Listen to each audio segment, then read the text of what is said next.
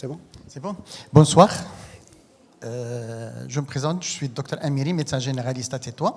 Donc j'ai le plaisir de modérer cette séance sur l'art décisionnel de l'épaule douloureuse, animée par le professeur Ahmed Bizza. Le professeur Ahmed Bizza, c'est un professeur de rhumatologie militaire à l'hôpital militaire de Rabat, enseignant à la faculté de médecine et en même temps il est directeur de l'unité pédagogique et de recherche à la faculté de médecine de Rabat. Sans trop tarder, je vous donne la parole, professeur. Merci, Monsieur le Président. Bonjour tout le monde. Donc, je tiens à remercier encore une fois le comité d'organisation pour leur invitation et de remercier le laboratoire Botu pour leur invitation pour animer cet atelier. Donc, sans tarder, on va commencer par... donc, on va voir la conduite à tenir devant une épaule douloureuse. Donc, on terminera par l'arbre décisionnel. Donc, comme le genou, comme tout à l'heure, l'épaule, c'est un motif de constatation très fréquent. Les étiologies sont multiples, dominées par la pathologie avarticulaire de l'ordre de l'épaule. D'abord, c'est les tendons. Tout ce qui est avarticulaire, l'articulation, c'est beaucoup moins que le genou. Donc, l'examen clinique, si on le fait de façon bien menée, permet un bilan lésionnel bien précis. Si on fait un bon examen clinique, on arrive à la fin de l'examen à dire c'est ce tendon qui fait mal, parfois. Mais très souvent, on a besoin d'une radiographie et surtout de l'échographie. Donc là, le couple radio-échographie est primordial devant une douleur de l'épaule. C'est vraiment, si on veut vraiment affiner notre diagnostic, absolument, il faut faire une échographie. Maintenant, je peux vous dire que pratiquement toutes les épaules qu'on voit à la constatation, elles ont une échographie pour être sûr de notre diagnostic. Bon, devant une épaule douloureuse, deux préoccupations. C'est de ne pas méconnaître une pathologie autre que celle des éléments périarticulaires. Ça peut être un problème au niveau de l'os, ça peut être une névralgie cervico-brachiale, ça peut être beaucoup de choses. Et donc, une fois l'atteinte périarticulaire est confirmée, il faut bien préciser quelle structure qui fait mal. Donc, ce qui est fréquent, d'ailleurs tout le monde, même les malades, ils disent c'est une tendinite. Mais ce n'est pas le problème de tendinite, il faut voir quel tendon qui fait mal. Donc là, c'est là le travail justement des médecins. Donc, un petit rappel anatomique rapide. Donc, on a besoin de l'anatomie pour faire justement ce topo, pour dire que l'articulation d'épaule, c'est une articulation qui est très complexe. Il contient en fait 5 articulations. L'articulation gléno-humérale, l'articulation acromio-humérale, l'articulation acromio-claviculaire, l'articulation sternoclaviculaire. Vous savez, donc on peut avoir une douleur de l'épaule et c'est l'articulation sternoclaviculaire qui fait mal. Donc il faut toujours palper la sternoclaviculaire et l'acromioclaviculaire, systématique. Pour les muscles, donc les muscles de la coiffe de rotateur, vous les connaissez. Donc ça, en antérieur, il y a le subscapulaire ou bien le sous-scapulaire et le biceps avec ces deux chefs, le chef court et le chef lent. D'accord? Et en postérieur, vous avez le supraépineux ou bien le supraspinatus, l'infraspinatus et le teres minor ou bien le petit rond. Au-dessus de ces structures tendineuses, il y a une bourse qu'on appelle la bourse sous-acromio-deltoïdienne. Donc ça aussi, c'est une cause fréquente des douleurs de l'épaule, une bursite de l'épaule, on va le voir. Et également, il y a ce qui est fréquent aussi également au niveau de l'épaule, c'est pas uniquement les tendons, mais il y a un conflit. Il y a un conflit sous-acromial. Vous voyez, donc par exemple là, imaginez qu'il y a un épaississement de ce tendon, de ce ligament acromio-coracoïdien. Il va comprimer dans un premier temps la bourse et dans un deuxième temps les tendons, surtout le supraépineux. S'il y a un problème, une diminution de l'espace sous-acromial, ce qui va souffrir au premier, c'est la bourse et après c'est le tendon. Donc il y a même le conflit sous-acromial, c'est quelque chose de très fréquent. Donc il n'y a pas que les tendinites, il y a le conflit, c'est une pathologie très fréquente. Bon, devant une douleur de l'épaule, une triade est incontournable. Donc l'interrogatoire systématique, donc un bon interrogatoire, un bon examen clinique et bien sûr, comme on a dit, le couple radiographie-échographie. Bon, l'interrogatoire, donc comme vous faites, l'interrogatoire, il faut faire un interrogatoire bien mené, le terrain, l'âge, les antécédents du patient, c'est très important pour les médicaments qu'on va donner par la suite. Et est-ce qu'il y a une prise médicamenteuse, par exemple les corticoïdes au long cours en pensant aux étiologies, vous allez demander justement les questions, il faut poser les questions qu'il faut. Les antécédents et circonstances de survenue, comment c'est survenu cette douleur d'épaule? Est-ce que c'est aigu, c'est chronique? Est-ce que c'est suite à une infiltration? Est-ce qu'il a une chute sur l'épaule? Est-ce qu'il prend, bon, je ne sais pas moi, comme tout à l'heure, les antivacillaires? Quelqu'un qui, sous antivacillaire, qui a une douleur de l'épaule aiguë, ça peut être en rapport avec les médicaments. Et bien sûr, la douleur, c'est le maître symptôme. Hein, donc, une douleur, il faut chercher un peu les caractéristiques de la douleur, aiguë, chronique, l'intensité de la douleur. Quoique mécanique inflammatoire, là, c'est pas comme le genou. Les douleurs de l'épaule, même si c'est mécanique, elles réveillent le patient. Quand on a mal au niveau de l'épaule, c'est difficile de dormir. Hein. Donc, c'est ce qu'on appelle les douleurs pseudo-inflammatoires. C'est pas inflammatoire, mais pseudo-inflammatoire, ça réveille le patient. L'impotence fonctionnelle, donc c'est très important, et l'instabilité. Est-ce qu'il y a une sensation de déboîtement de l'épaule? Parfois, il y a des patients qui vous disent donc j'ai mon épaule que je trouve instable. Comment examiner l'épaule? C'est un examen programmé de l'épaule. Donc là, systématiquement, il faut passer par les différentes étapes. L'inspection, la palpation, la mobilité active, donc par le patient, la mobilité passive par le médecin. On va tester les tendons et on va tester, justement, faire des tests pour voir le conflit sous-acromial. Et bien sûr, un examen loco-régional et un examen général, comme d'habitude, systématique. Donc l'inspection, il nous renseigne sur beaucoup de choses l'inspection. Donc d'ailleurs, il faut voir le patient dévêtu. Donc on ne peut pas examiner quelqu'un avec ses habits. C'est clair. Même s'il fait froid, il faut essayer de le déshabiller. Non, mais c'est vrai. Je peux vous dire, un patient, il y a quelques années, qui est hospitalisé pour une douleur de l'épaule. Il a vu pas mal de médecins. Personne ne l'a déshabillé. Il est hospitalisé pour une douleur de l'épaule aiguë. Et c'était quoi? C'était un zona. Il suffit de déshabiller le patient. C'était un zona. Ah oui. Comme quoi, il faut déshabiller les patients, au moins il faut voir. Là, c'est très important. Le patient, donc, il peut nous montrer une tuméfaction d'épaule, parfois l'épaule qui est tuméfiée par rapport à l'épaule contralatérale, des anomalies de relief osseux, par exemple une tuméfaction au niveau de l'articulation acromyo-claviculaire, d'accord? Une amyotrophie, en particulier de sus, de la loge sus osseuse épineuse, c'est très important. Là, vous voyez à gauche, donc... Voilà, donc une amyotrophie de la fosse sous-épineuse et de la fosse sus-épineuse. Même en bas, vous voyez une fente musculaire au niveau de la fosse sous-épineuse. Ça, c'est très important. Quand on a ça, tout dépend de l'âge. Si c'est un sujet âgé, c'est très probablement une rupture de la coiffe. C'est quelqu'un qui n'utilise pas son épaule et du coup, il va y avoir une amyotrophie. Si le sujet est jeune, c'est pas normal hein, pour un sujet jeune. Donc là, il faut essayer de chercher pourquoi il fait cette amyotrophie. Et donc là, ce qu'on va demander aux patients, donc, c'est de faire des pompes sur le mur pour voir, justement, est-ce qu'il y a un décollement du bord spinal de l'omoplate. Vous voyez, ce patient, en faisant les pompes comme ça sur le mur, il va décoller le bord spinal. Et donc là, c'est une atteinte neurologique. C'est une atteinte neurologique. Donc, soit une paralysie du trapèze, soit une paralysie dentelée antérieure du thorax par paralysie du nerf thoracique long. Donc, vous voyez, donc c'est très important ce que nous donne l'inspection déjà. On peut passer à côté tout de suite si on ne fait pas ça. Et là, l'exploration est tout à fait différente. Il faut faire une IMG, faire une IRM, voir la compression de ces nerfs à quel niveau.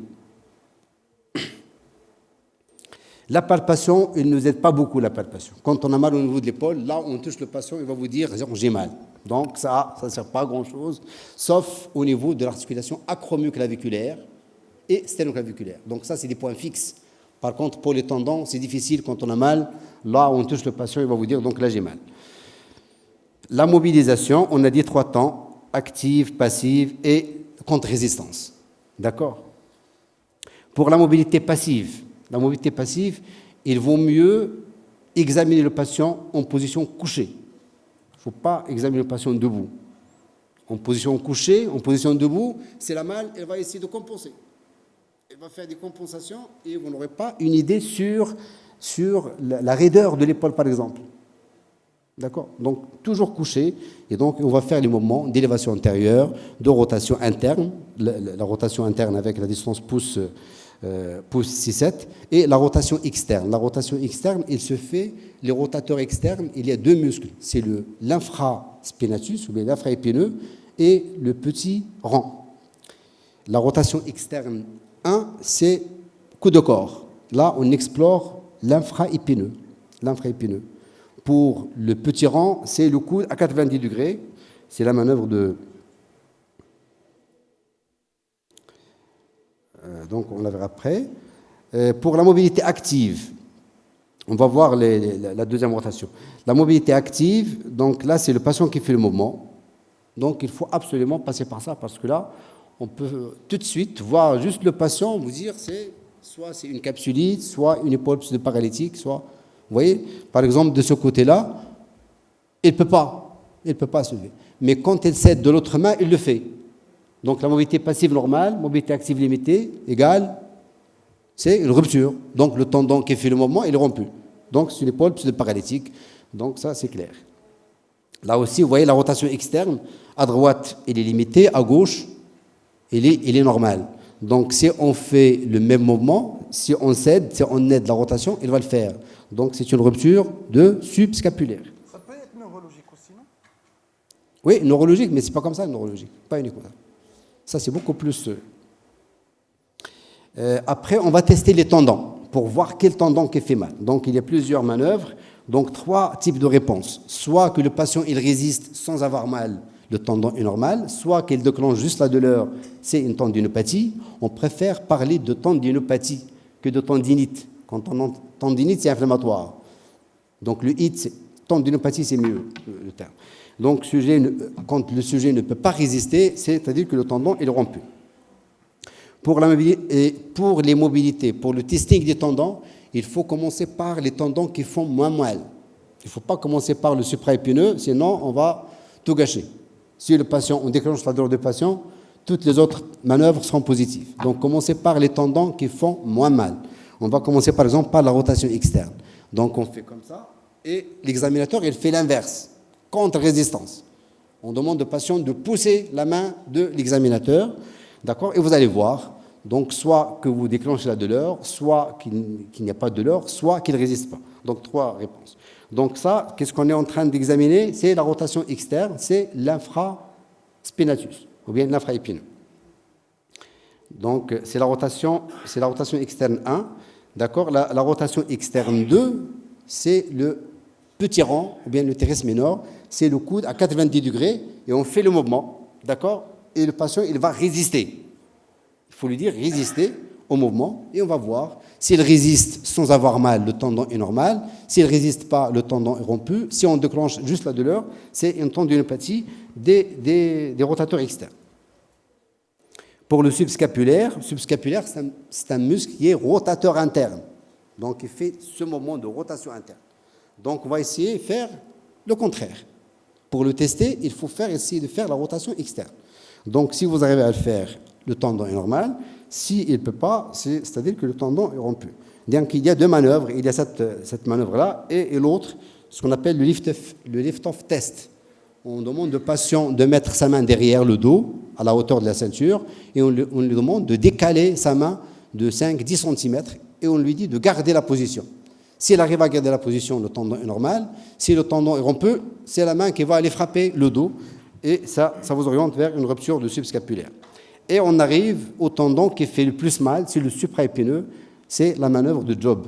La manœuvre de Job, vous voyez l'examinateur ou bien le médecin, il est devant, d'accord, et on demande au patient de faire une élévation antérieure à 90 degrés et une rotation interne, pouce en bas, et on demande au patient de soulever les mains de l'examinateur, et vous allez voir, donc soit les deux en même temps, et vous allez voir, soit qu'il a mal, soit qu'il n'a pas mal, soit qu'il ne résiste pas. Et donc ça, vous allez vous orienter vers...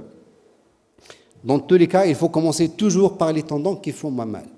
Si vous commencez par le tendon supraépineux, toutes les manœuvres seront positives par la suite. Si on déclenche la douleur dans un premier temps, toutes les manœuvres seront positives, et donc ce n'est pas le but de l'examen. Après, on va chercher le conflit sous-acromial. Donc il y a plusieurs manœuvres. Il y a la manœuvre, le signe de Neer. Voilà, l'examinateur, il est derrière, avec une main, vous voyez, la main gauche, il bloque l'articulation scapulo-thoracique, d'accord? On met une main, on bloque l'articulation et on fait une élévation antérieure.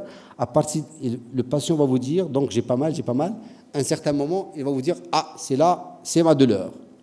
vers l'arc 80-120 degrés. On va déclencher la douleur du patient. C'est un conflit cisacromial. Ou bien le signe de Yokum, c'est plus simple.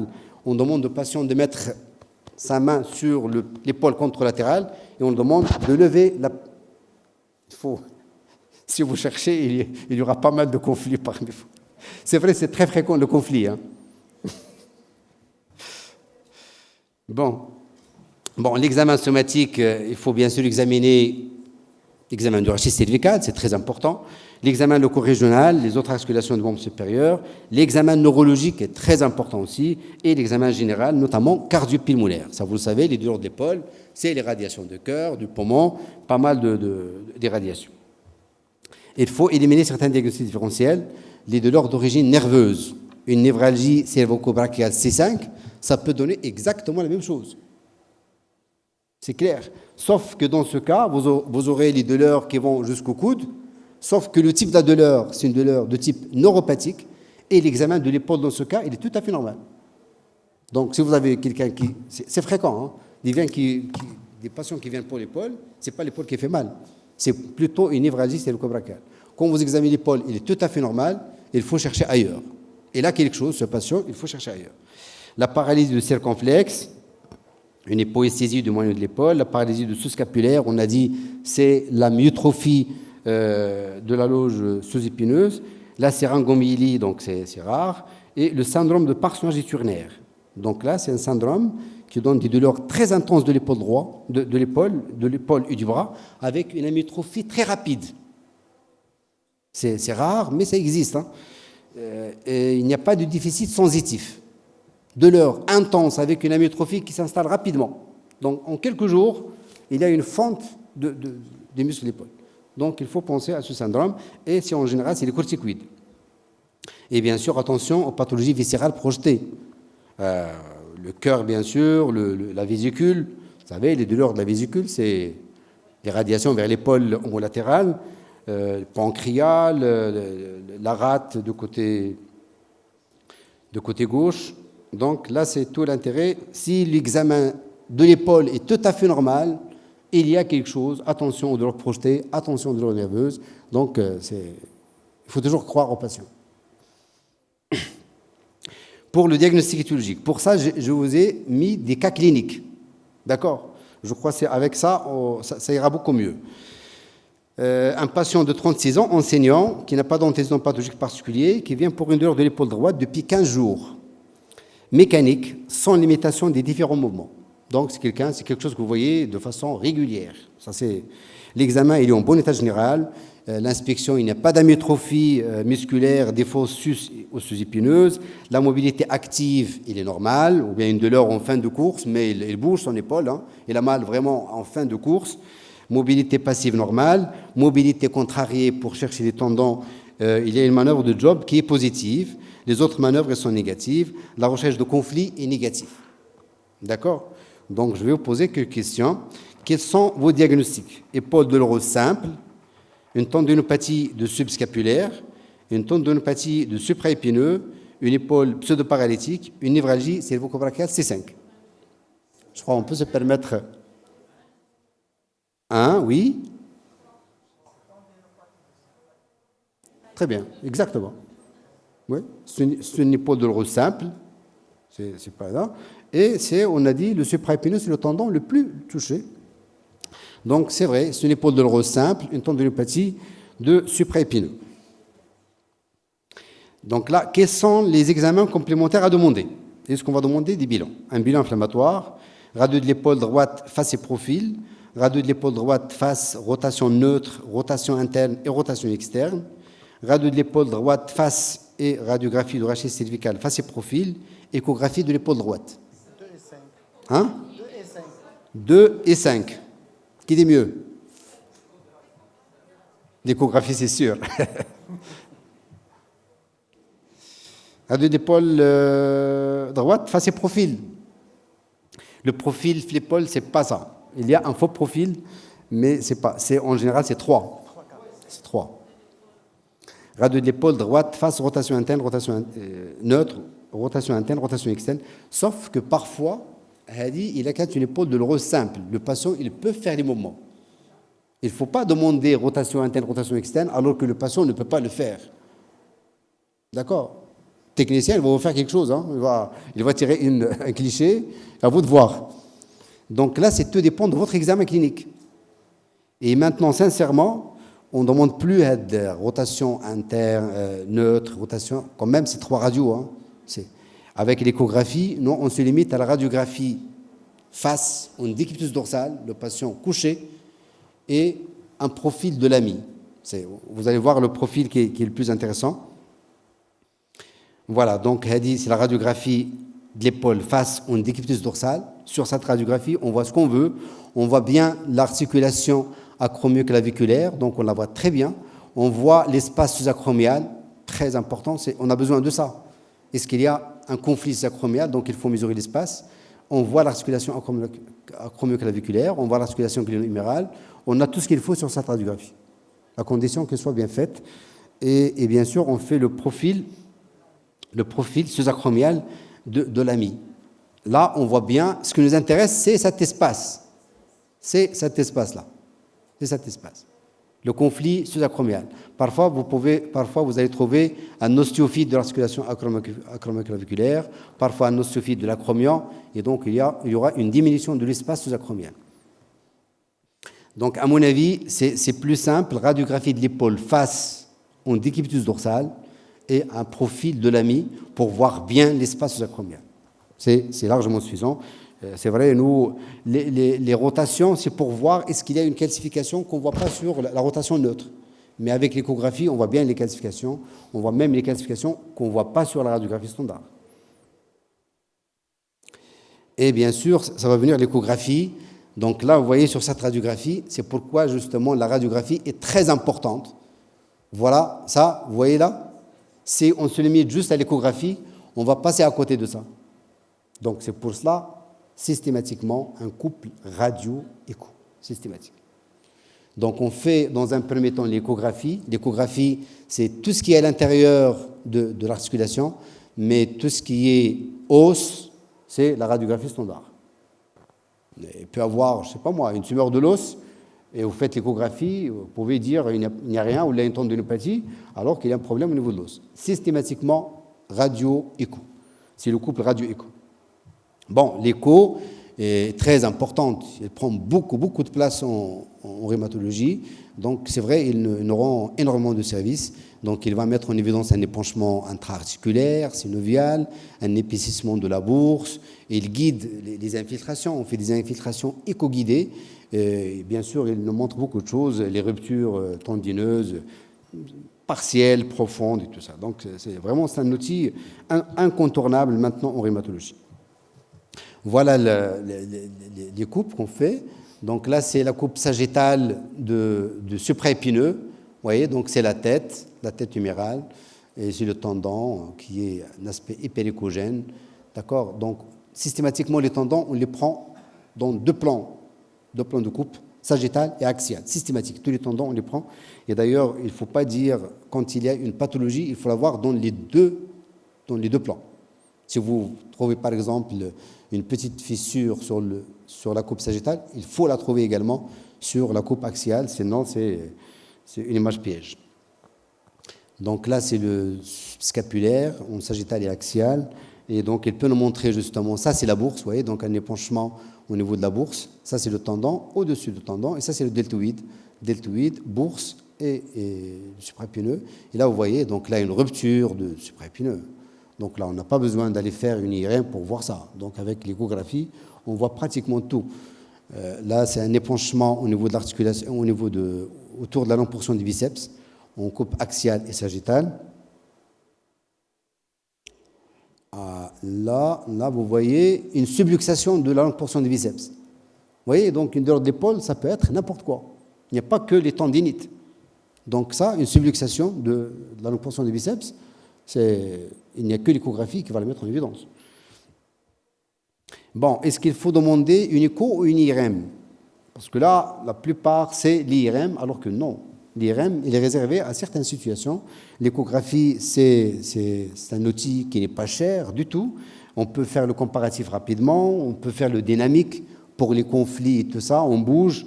La résolution maintenant, elle est parfaite, le prix n'est pas cher, il est disponible, et en plus, il nous aide à faire de l'interventionnel. Bon, on arrive au traitement. Quel sera votre traitement? Repos, antalgique selon les paliers de l'OMS, anti-inflammatoire non stéroïdien, corticothérapie péros, infiltration périarticulaire éco-guidée, si échec de traitement ANS. Le repos, bien sûr. 1, 2 ou 1, 3. 1, 2, 3 et 5, exact. 1, 2, 3 et 5. Deuxième cas clinique, une patiente... Là, si échec. Si échec de traitement médical. Une patiente de 48 ans, secrétaire médicale, qui vient pour une douleur chronique de l'épaule droite depuis 9 mois, en rapport avec un tendinopathie calcifiante de supraépineux. Elle a déjà ça, et qui vient pour une douleur aiguë de l'épaule droite depuis 2 jours, avec l'imitation de tous les mouvements. Il a des antécédents de tendinopathie calcifiante, et là, il vient en crise, une douleur très, très importante, depuis 2 jours. L'examen, il est en bon état général, il est apéritique, il n'y a pas d'amyotrophie, et la mobilité active et passive, elles sont très douloureuses et presque impossibles. Donc voilà son échographie, voilà les calcifications. On peut voir, voilà, comme je vous ai dit, il faut voir les anomalies sur les 2 plans de coupe, sagittale et axiale. D'accord. Quels sont vos diagnostics? Arthrite septique de l'épaule droite, une névralgie cervico-brachiale C5 hyperalgique, une bursite aiguë microcristalline, une épaule pseudo-paralytique.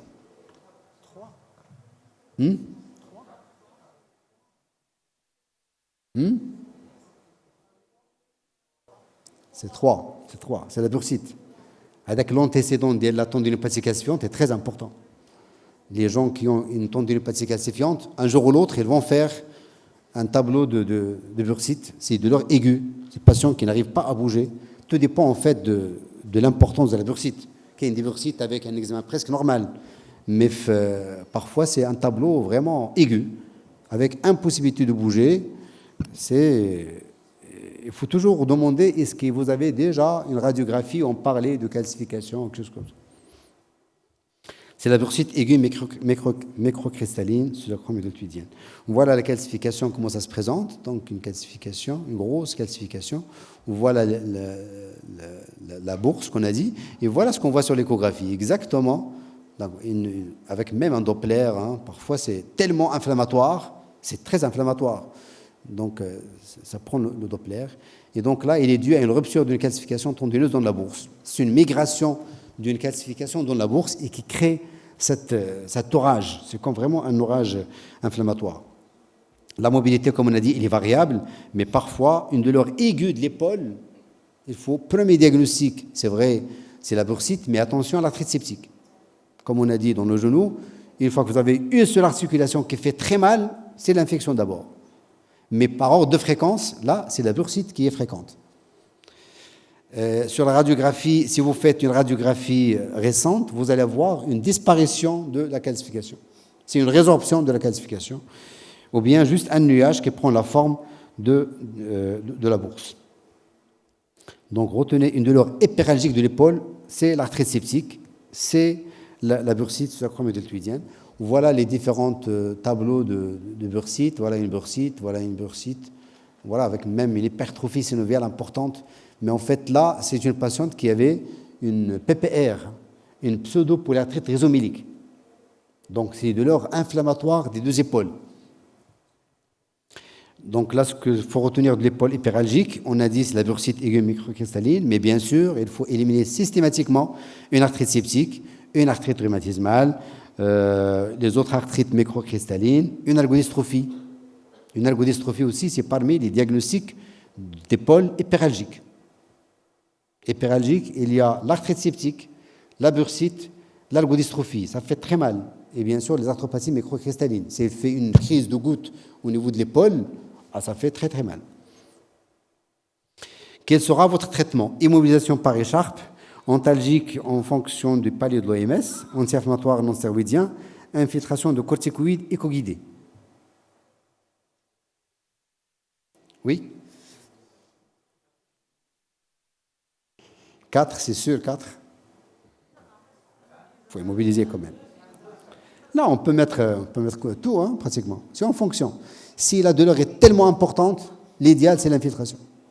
Même si vous mettez les ondes sermentales, ça ne va pas le soulager. Ça va le soulager, il faut être 20-30%. L'idéal, les bursites aiguës, c'est ponction, infiltration. Le résultat éco-guidé, le résultat, il est excellent. En 24 heures, le patient, il va très bien. C'est une récidive? Ah oui, c'est une récidive. Il faut voir la cause. Donc, il y a la calcification. Si récidive, il faut encore infiltrer. Hein. Par les corticoïdes? Par les corticoïdes. Combien de fois par an? Là, il faut maximum 3 fois par an. Maximum 3 fois par an. Par an, oui. Pas trop. Hein. On nous a dit 3 toute la vie. Ah là, pas toute la vie, oh, quand même. Non, par an. Par an. Les corticoïdes, il ne faut pas trop infiltrer avec. Hein? Avec les corticoïdes, il ne faut pas trop infiltrer. Ah, les corticoïdes, parce que là, l'inflammation est tellement importante.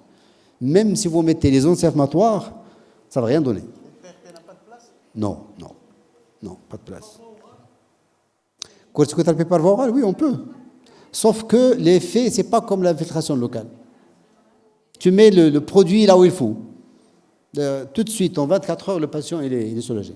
On craint pas les Bien sûr, on peut. Hein? On craint pas les complications des corticoïdes locales? Là, c'est clair, il faut, bien sûr. Je n'ai pas les complications locales. Le risque le plus grave, c'est l'infection. Attention à l'infection. C'est ça. Surtout l'infection. Donc là, il faut, chaque fois, c'est vraiment l'asepsie très, très rigoureuse. On ne rigole pas.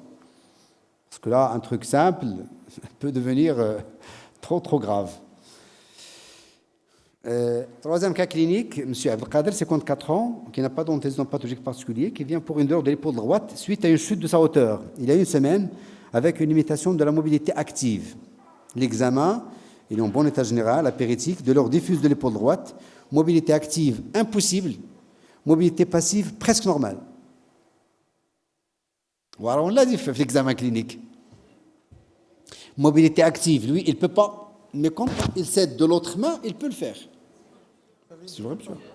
Ça, c'est mobilité active limitée, mobilité passive normale égale rupture. C'est donc le tendon qui va faire le mouvement, il est rompu. Donc, c'est une épaule. Bon. Quels sont vos diagnostics? Luxation de l'épaule, paralysie du circonflexe, syndrome de parsonage turnaire, épaule pseudo-paralytique. Donc, c'est l'épaule pseudo-paralytique. Quels sont les examens complémentaires à demander en première intention? En première intention, IRM de l'épaule droite, échographie de l'épaule droite, radio de l'épaule droite face en déclus dorsal, arthroscanner de l'épaule droite. Écho, voilà, et bien sûr la radio. La radio systématique, hein, pour voir, hein, il a un traumatisme. Est-ce qu'il y a quelque chose de cassé? C'est le couple radio-écho. Dans un premier temps, c'est l'échographie. Et s'il est aisé, on ne peut pas demander l'IRM d'emblée? Ça ne sert à rien. Ça sert à rien. C'est une perte d'argent, c'est une perte de... Il y a des recommandations. Il y a des recommandations qui sont faites. Il faut, si l'échographie va vous faire un bilan lésionnel complet, pourquoi aller faire une IRM? Non, l'IRM, l'indication, c'est comme bilan préopératoire. On ne fait pas d'IRM pour faire le diagnostic de rupture, non. C'est l'échographie. Mais, vous savez, l'échographie, l'inconvénient de l'échographie, c'est l'opérateur dépendant. C'est ça le problème d'échographie. Le grand problème, c'est qu'il soit opérateur dépendant. Tout dépend qui fait l'échographie. Vous savez, une échographie peut vous montrer un tendon normal, alors que quelqu'un il va trouver la rupture. Hein. C'est ça le grand problème. Sinon, si entre des mains entraînées, l'échographie égale pratiquement l'IRM hein, pour le diagnostic. Voilà les ruptures. Voilà, donc, vous voyez, les ruptures, on voit très bien la rupture, avec même une rétraction.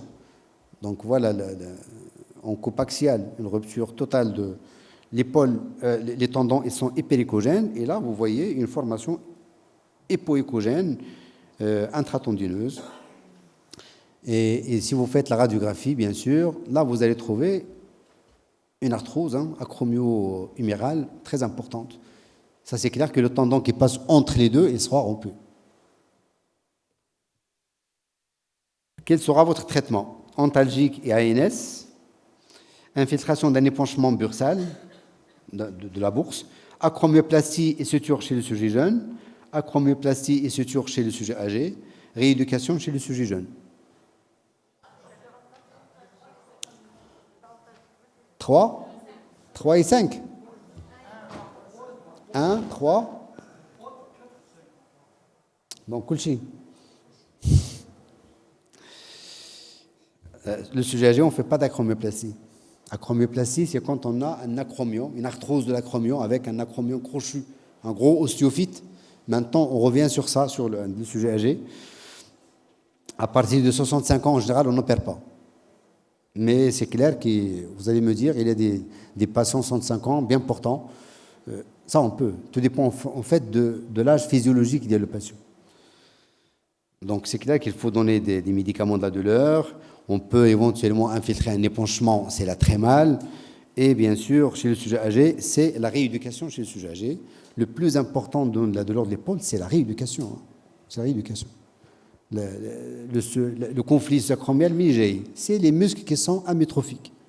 C'est ça la cause. Si on veut vraiment traiter les causes, c'est les muscles. Il faut traiter bien les muscles. Il faut avoir des muscles forts. Comme ça, vous n'aurez plus de problèmes, ni de tendons, ni de conflits. Hein? Bien sûr, la rééducation, c'est pas le tendon. On va rééduquer les muscles de la coiffe et le deltoïde pour compenser. Le supraépineux, c'est un muscle qui est abducteur. C'est lui qui fait le mouvement d'abduction. Et le deltoïde, lui aussi, c'est un abducteur. Donc, si on renforce bien le deltoïde, donc, il peut faire l'abduction sans problème. Cas clinique numéro 3. Patient de 56 ans, diabétique de type 2 depuis 10 ans, compliqué d'une rétinopathie, et qui vient pour une douleur de l'épaule droite depuis 3 mois, avec limitation progressive des amplitudes articulaires. L'examen, il est en bon état général, apéritique, mobilité active limitée et douloureuse, la mobilité passive limitée et douloureuse, et testing de tendons impossible à cause des douleurs. Là, c'est... Les deux mobilités sont limitées, active et passive. Hein? Capsulite. C'est capsulite.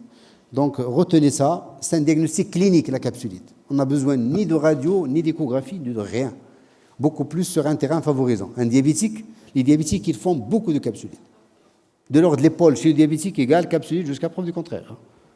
Ils peuvent faire une tendinopathiie, mais ce qui est fréquent, surtout un diabète qui dure depuis quelques années, c'est classique. Donc là, arthrite septique, donc c'est une capsule rétractile. Quels sont les examens complémentaires à demander? Arthrographie de l'épaule droite, IRM de l'épaule droite, radio de l'épaule droite face, échographie de l'épaule droite.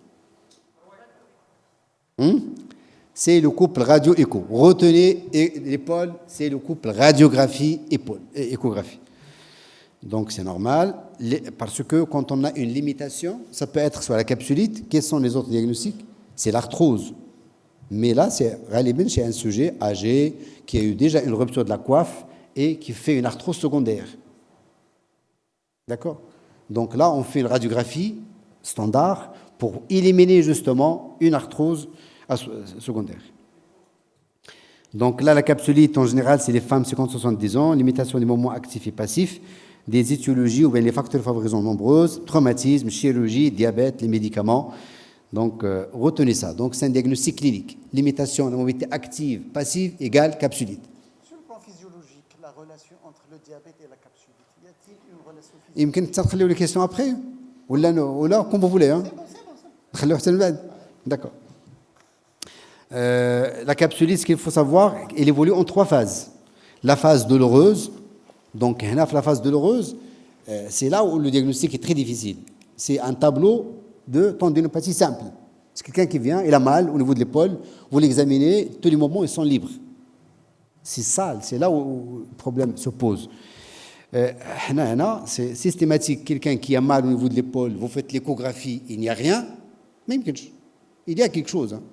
Il y a quelque chose, donc il faut penser justement, on pense à la capsulite au tout début, et il y a un signe échographique, c'est au niveau de c'est un ligament qui est épaissi, le ligament coraco-huméral qui est épaissi, on le cherche, et si on le trouve, c'est l'idéal. Si on traite les gens À ce stade-là, on évite justement la raideur de l'épaule et c'est génial à ce stade.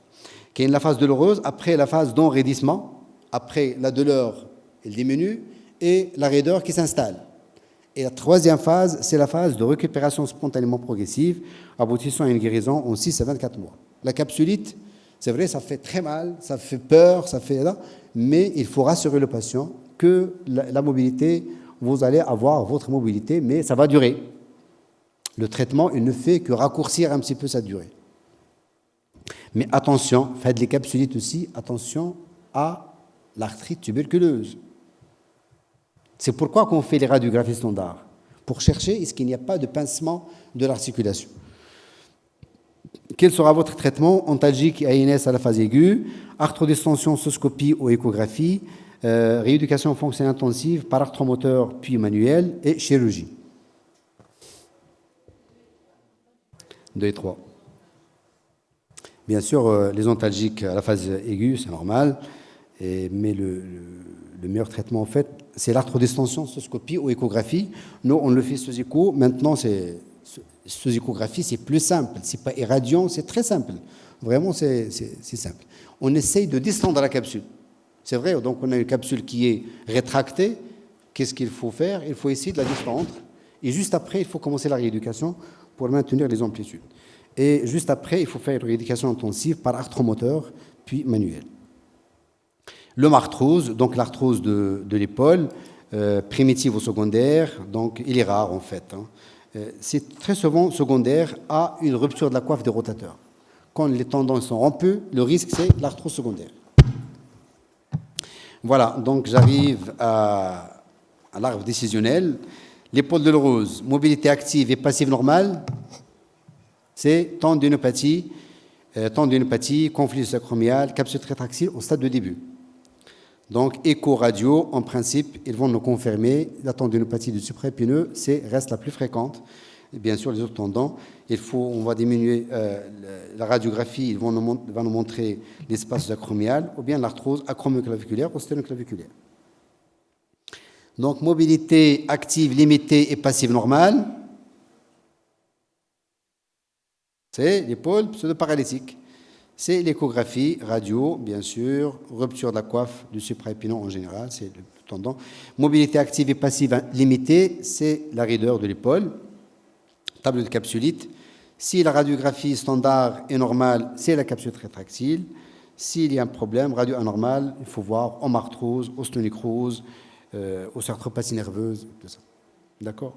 Donc, systématiquement, l'écho est en cas d'enraidissement inflammatoire. Quelqu'un qui a un enraidissement, mais avec des douleurs inflammatoires. C'est clair, donc maintenant, il faut penser à la PPR. Mais là, en général, c'est un sujet âgé, en général, une femme d'un certain âge qui se plaint des 2 épaules, une raideur des épaules, surtout une raideur matinale. La PR a des rhizoméliques, il y a des polyarthrite rhumatoïdes qui commencent chez le sujet âgé au niveau des épaules, la PR rhizomélique, et bien sûr, ça peut être n'importe quoi, une spondylarthrite, rhumatisme psoriasique, style. Donc là, c'est en fait, c'est votre interrogatoire qui va orienter vers une telle étiologie. Ou bien donc une arthrite septique, tuberculose, une bursite sous-acromiodéltoïdienne. Si en cas de tuméfaction aussi, premier diagnostic à éliminer, c'est l'arthrite septique, c'est clair.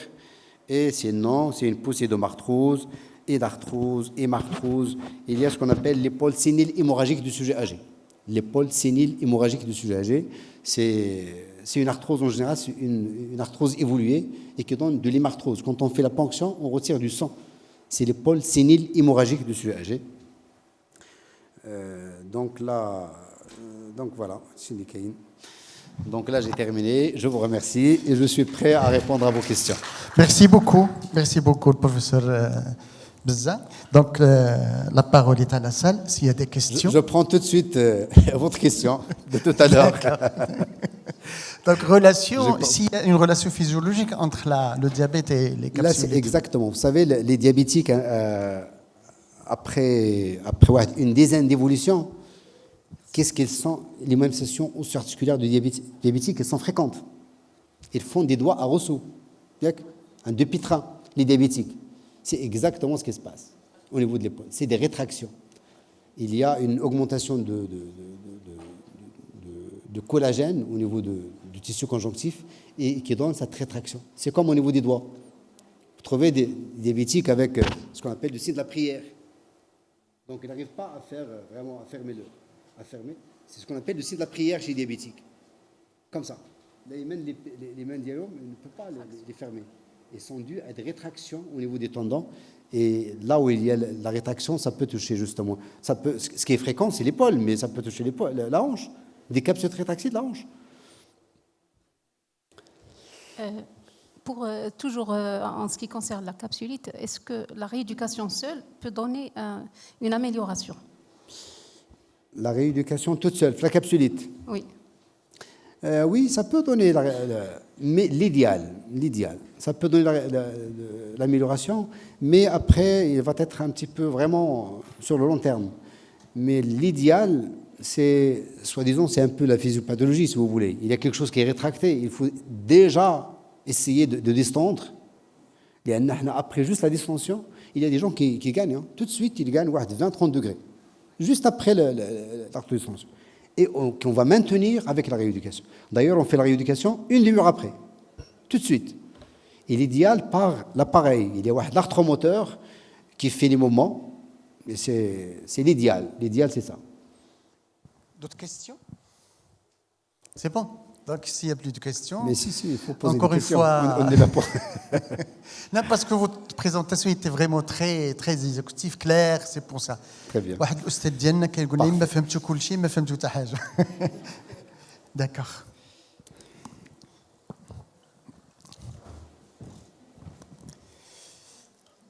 Donc, c'est un symbole d'amitié de la part de MG et remerciements. Oh, c'est génial. Merci beaucoup.